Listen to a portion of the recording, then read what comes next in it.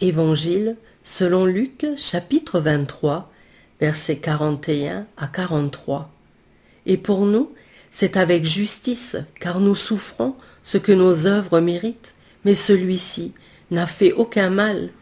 Et il disait à Jésus, « Seigneur, souviens-toi de moi quand tu seras entré dans ton règne. » Et Jésus lui dit, « Je te le dis en vérité, tu seras aujourd'hui avec moi dans le paradis. » Les Écritures attestent que la race humaine est pécheresse et coupable devant Dieu et qu'il n'y a aucune exception à cette règle.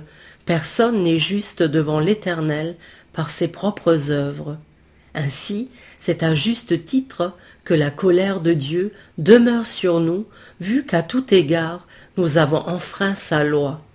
Cependant, ce qui est extraordinaire, c'est que le Fils de Dieu, le juste et l'innocent, lui qui tout au long de sa vie sur terre n'a jamais rien fait d'autre que du bien partout où il allait et qui a parfaitement accompli la volonté du Père, a souffert volontairement la mort de la croix, a été humilié et mis au rang des malfaiteurs.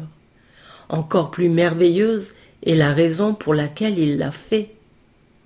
En effet, les Écritures déclarent que lui, le juste, est mort pour des injustes, subissant ainsi à notre place le châtiment qui nous était réservé, afin qu'en plaçant notre foi en lui, nous ne soyons plus exposés à la damnation éternelle, mais qu'au contraire, nous obtenions miséricorde en son nom, afin d'avoir part à la vie éternelle. Quel amour merveilleux que celui de notre Seigneur et Sauveur!